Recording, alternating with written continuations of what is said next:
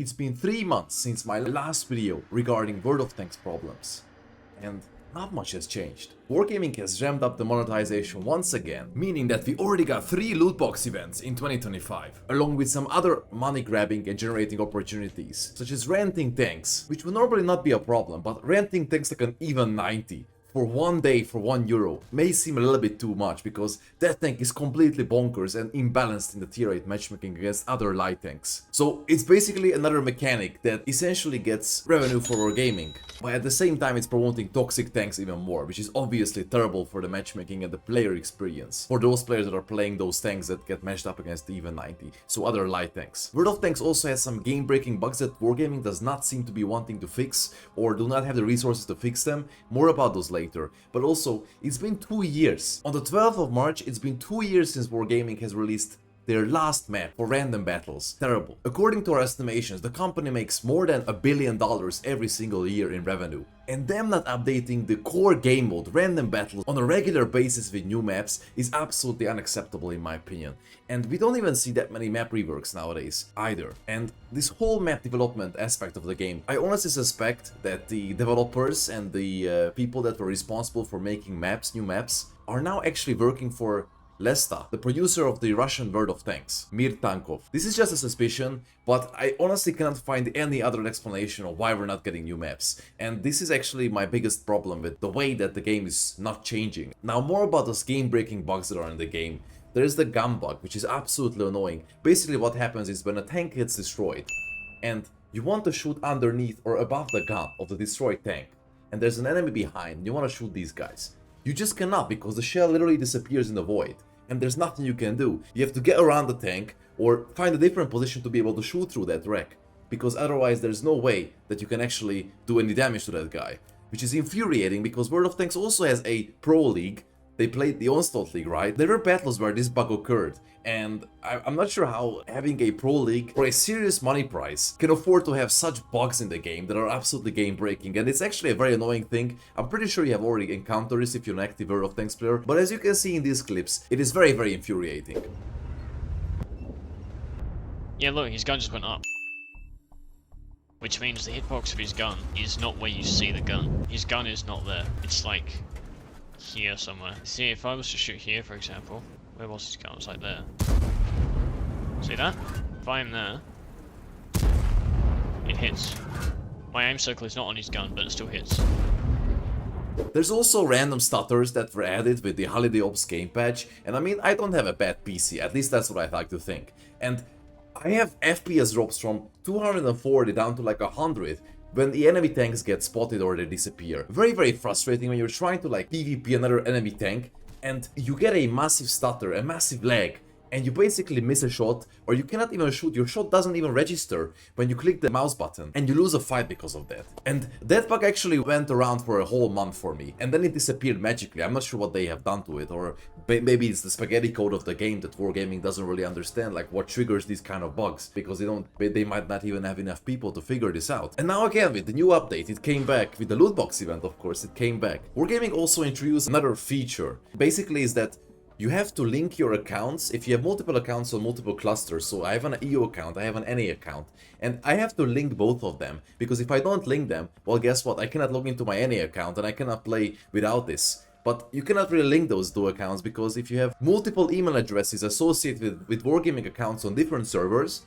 the whole system is bonkers and it doesn't actually work. So you have to write to the support. Again, a feature that I don't understand why they had to introduce. I basically cannot even play on my NA account because of that, and it's ridiculous. I'm not sure why this is a thing even. I honestly think more and more that they have developers who are just lacking the experience programming all this spaghetti code that World of Tanks is built upon, this very old game engine that has been intertwined with lots of different features that were forced into the game. And it's just very, very hard to change this whole thing. And I honestly think they have a lack of developers who actually understand or actually know how to make this thing work. Again, I have a suspicion that all the people that used to do it for World of Tanks before the Wargaming Lesta split are now all working for Lesta, or at least the majority of them. And about the lootbox events, We had the Holiday Ops Lootbox events stretching into January 2025. We already had Lunar New Year Lootbox events, and Lunar New Year is a Chinese festivity, which actually happened when Lunar New Year was already over in China. We also had Painted Green Shamrock Lootboxes, and it seems like Wargaming is trying to brand every single little festivity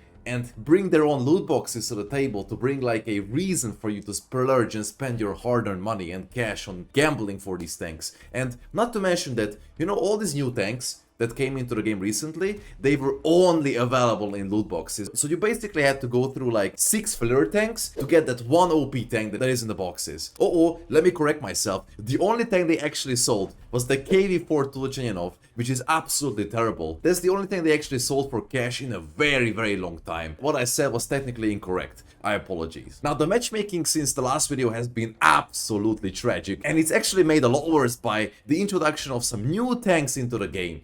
Oh, I did not mention Wargaming's biggest cash grab event. They actually sold the Waffenträger auf E100, the legendary Waffenträger auf E100, for a mere 100,000 gold, which is absolutely insane, because that tank simply has been deemed too toxic to be in the game, and was replaced by the Guerrilla 15 back couple years ago. And now those owners that used to have the Waffle but could not afford to buy the Phoenix are now basically left sad because they could not buy their favorite tank back because they simply lacked the funds for it or the motivation to even pay for it. It's honestly mind-breaking, the ramped up monetization that 2025 has been experiencing, not to mention the fact that they added the DBV 152, which is basically a mobile Jagdpanzer with 800 alpha damage and incredibly good camo. You can get around 40 to 50% camo value, which means you can only spot the tank with proxy with a light tank. That is absolutely ridiculous. Not to mention the tank has incredibly good mobility like a Guerrilla 15 and also has a turret in the back, which means you can peek around corners super easily. And yet again, Wargaming adds this tank in the assembly shop mechanic where you have to spend roughly around 200 euros worth of resources. I mean, what is Wargaming doing?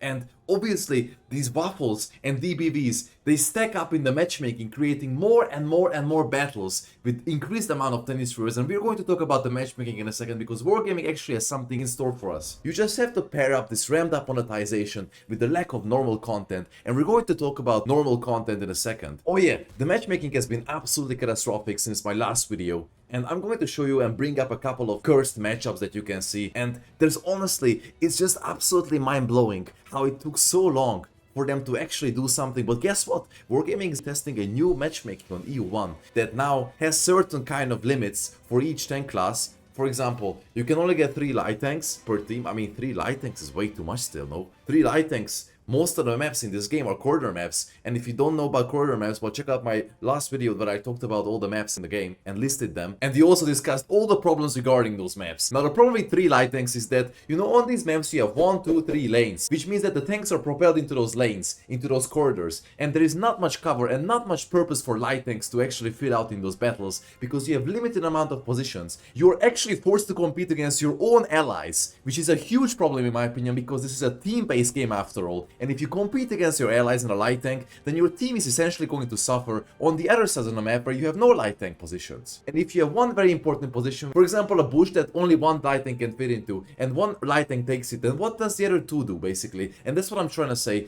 The 3 light tanks is already too much, and 2 should be the maximal amount. Now, light tanks constitute a smaller problem. The biggest problem is the TDs in the queue. I mentioned that the Wargaming introduced the Waffle E100 back into the game. They introduced the DBV152 in the assembly shop, and now they added the FE215B183, the Death Star, back into the bond shop. Now, all these added tanks, as I said, created an influx of tank destroyers in the matchmaking, which resulted in 10, 11 or even 12 TDs on each side in the matchmaking, which is absolutely unplayable and utterly ridiculous. Wargaming is limiting this number to 5, but even if you get 5 TDs per side, that is still too much. I mean, imagine 3 of them is an FE-TD, you get a DBV, and then you get a Jagdpanzer. And if you get a corridor map or something like that, it is absolutely unplayable still. And Wargaming should really concentrate on trying to propel more medium tanks, more heavy tanks into the battle, and we're going to talk about another big problem in a second. Now, I know that this is just a Wargaming matchmaking test and that we do not know the results of it just yet.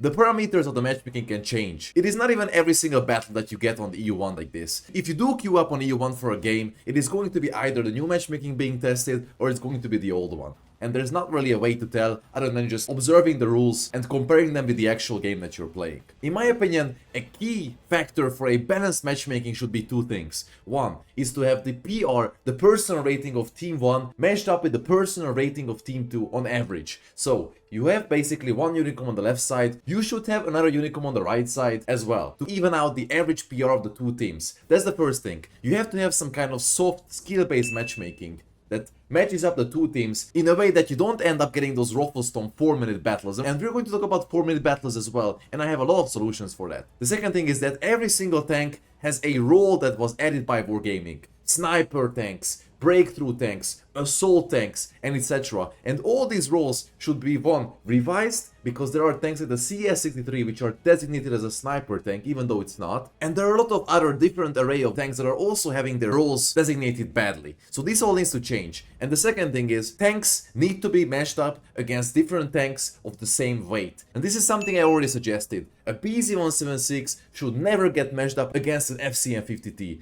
These tanks should have different weights in the matchmaking. And I know that Wargaming is afraid to add this, because they are very scared of increasing the amount of time you have to wait to get into a queue. But tell me in the comments, guys, what do you prefer? Do you prefer the fact that you get into a queue within 5 seconds and the match is an utterly disbalanced mess? Or do you actually prefer to wait and say 20, 25, 30 seconds and get into a match you enjoy where both sides are balanced in terms of player skill and also tank weight, so you don't end up with those completely imbalanced matchups? Tell me in the comments what you think about this. My suggestion for 4 to 5 minute battles, and we have to start in the beginning. When Wargaming added the turbo equipment, which you can mount on your tanks, it basically gives you top speed, reverse speed, and engine power. Now, obviously, what tanks does this improve the most? The slow tanks, so basically heavy tanks and slow TDs. Nowadays, heavy tanks are massively overpowered over medium tanks. And why is that, you might be asking me? Because back in the day it was not like that.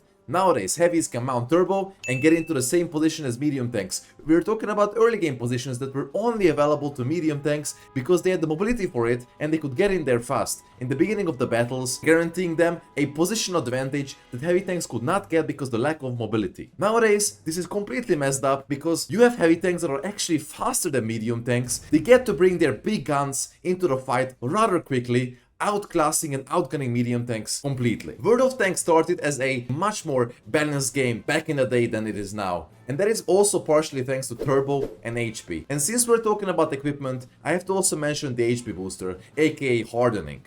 Now, what does hardening do? It increases your HP based on a percentage of your tank's hit points and also increases your track HP, which is basically meaning that if you have 500 track HP on the mouse, that means that you need 2 shots of 140, object 140 shots to track it.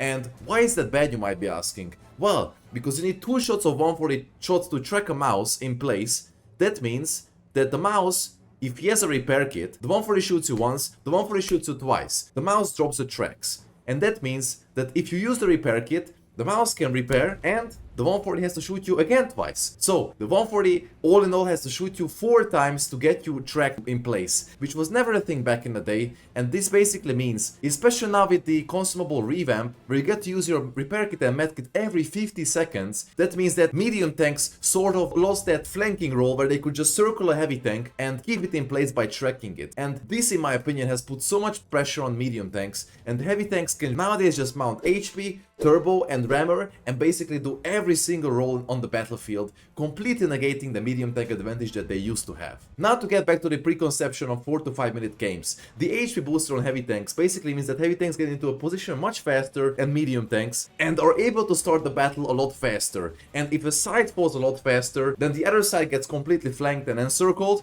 and basically you're left with a 3 to 4 to 5 minute game, which is a complete mess, and nobody really had fun because you just ended up chasing the damage all game long and didn't really have time to enjoy the game. Not to mention the fact that new tanks are also speeding up the games. Look at the DZT, for example, a medium tank with rocket boosters that get to push into early positions, completely decimating the enemy team before they even get there. Tanks like the XM or the PZ-176, which are completely overpowered, and if you propel those tanks into tier 6 or even tier 7, that means that they will win a side on their own, completely rolling through the enemy, where you can just sit and watch in pain. And if these tanks are not being matched on the other side by equally OP tanks, then once again you're just left with a completely disbalanced mess. Now my proposal to mitigate these 4 to 5 minute battles is 1. Remove the rammers from the game, and on top of this, autoloaders should receive a 15 to 20% reload to their magazine time. This essentially takes a lot of firepower away from the game and also gives you an access to fill up your third slot with something else, and will essentially result in more diverse equipment usage. Not to mention that it's going to slow down the game massively. And the second thing is, the ability to mount turbo on heavy tanks and TDs should be completely removed, because these tanks are already balanced in a way to complement either their speed or their sluggishness with a wide array of features.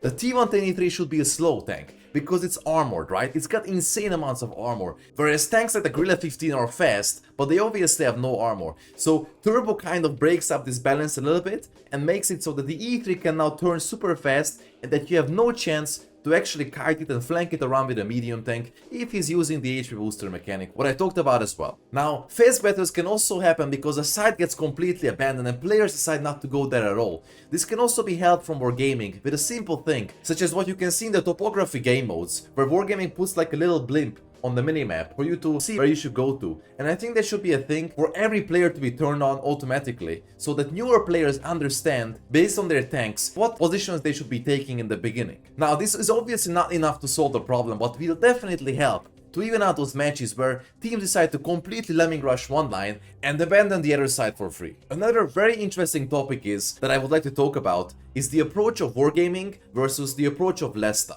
Now, we have to talk about the mentality difference between the Western audience and the Russian audience. I'm going to start with the Russian audience because it's very simple. The Russian audience wants OP tanks. They love OP meta. They love the BZ-176 or the XM, and they have completely bonkers tanks nowadays on the Russian server, on Lesta, and that is what makes them truly happy. If they have more and more and more OP tanks, and they don't really care about them breaking the game balance, it is kind of their lifeblood, right? On the other hand, Western players, us, we actually get really mad, for good reason, when these OP tanks start overpopulating the games. But still, Wargaming knows that power creep sells. I mean, you're not going to buy a tank that is much weaker than their same tier counterparts, right? You're going to want to buy that OP tank. So they have to kind of keep a healthy balance between having those OP tanks, but also not too much, right? But they have a little bit of a harder job than Lesta, because as I mentioned, on that server, people like these tanks. They love them. Also, in the last video's comments, many of you guys asked me, why is Wargaming not nerfing gold ammunition? Now, I think that Wargaming is never going to change that, because first of all, think of all the monetary reasons. Spamming gold makes you lose credits. Now, how do you get credits? You have to buy a premium tank. You have to buy premium time, and you have to play the game and farm credits, right? Or you buy gold and you convert it into credits. There's so many ways to get credits, but all of them end up being you somehow paying with your time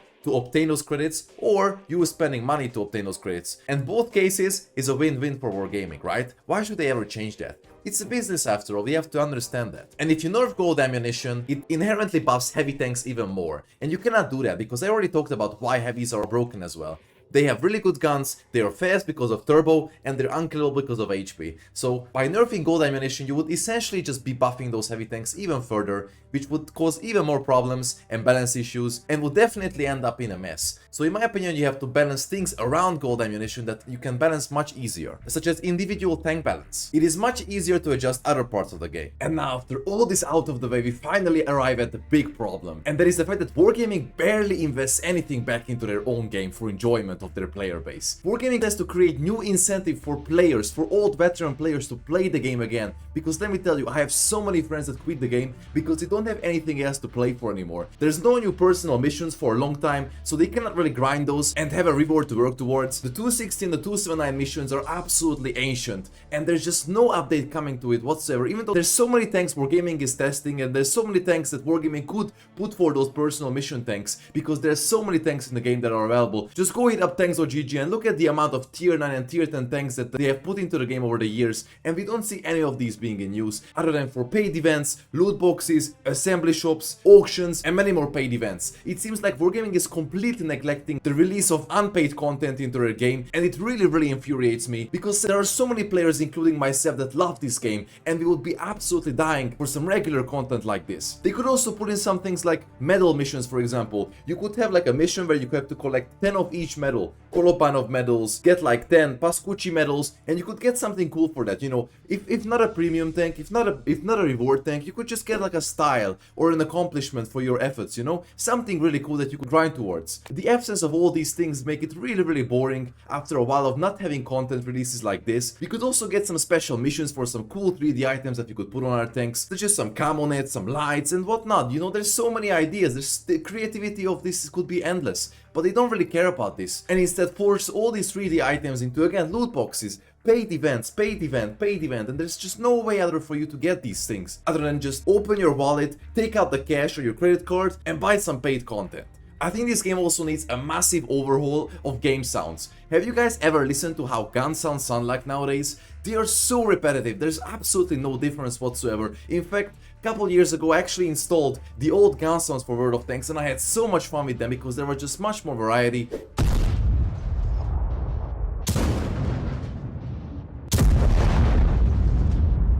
And the game sounded a lot more lively as well with all those different sounds, including the engine sounds as well. I think they are really repetitive, really boring. There should definitely be an overhaul, and all these things seem to be just completely neglected and abandoned, and none of these ideas are being realized. We only see paid content coming into the game on a regular basis. They could also come up with a new UI for the game, you know? When was the last time we got different reticle customizations? Well, let me tell you that. It was probably around 8 to 9 years ago when they introduced the solid circle instead of the regular dotted one. You know, such things like this. When was the last time Wargaming updated their UI? In-game UI, I mean, like the tank icons, the way the game looks, right? It's so old, it's so dated, the crosshair should get updated, we should have different kinds of customization for different kinds of visual elements inside the game, and we are not getting any of this. We're not even getting a hint that they're working on any of this, right? So this is my biggest problem with the game, is that it's literally just not seeing any influx of regular unpaid content that will satisfy either their returning players or their players that are actually playing the game. In World of Tanks, there is an additional problem, which is racing for damage with your allies. This results in uncooperative behavior that players exhibit during battles. What I'm talking about is the 1v29 metaphor, where your allies become your direct competitors, and this behavior happens when players prioritize achieving the most damage or kills rather than focusing on teamwork and supporting their team. Here's a breakdown of the problem. While it's natural for players to want to do well individually, this mentality can lead to destroying the player experience of their allies. Racing for damage often means that players ignore their allies' needs. For instance, not spotting for teammates. Spotting is a critical aspect of tank games, and a player focusing on their own damage will ignore spotting enemy tanks for their own team, such as a camping light tank, or not covering teammates. Instead of providing cover fire for teammates, players might go off on their own to maximize their own damage, leaving other teammates exposed and vulnerable, and this is something I do as well, because there's just no incentive in this game for team play or to shield allies when you can just maximize your own damage per game. Others neglect the specific role of their tank is supposed to fill, for example, a camping heavy tank that is sniping at the red line instead of being in the front tanking damage. What is the result of that? The flank collapses because the top tier heavy decides to snipe in the back, which in return infuriates their allies and makes them even more mad. When players consistently race for damage and don't work together, it can create a toxic atmosphere,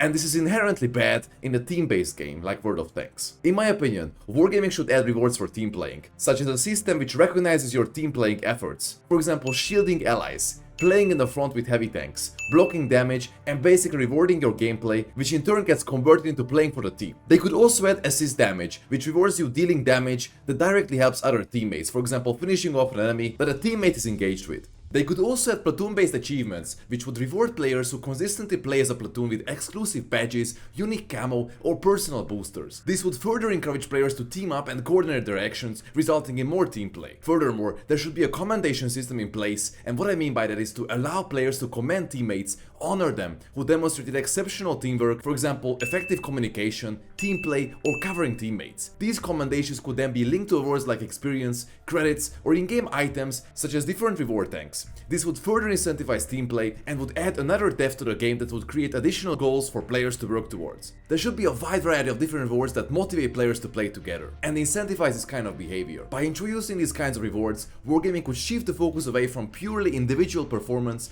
and encourage more cooperative, team-oriented gameplay in World of Tanks. This would not only make the game more enjoyable, but could lead to higher success rates as players, and much more people would be more inclined to support each other and contribute to overall strategy. Thank you for watching. Please let me know what you think about all of this, leave a like, and I'll see you in the next one. And special thanks to all of our channel members, you can see their names on the screen right now.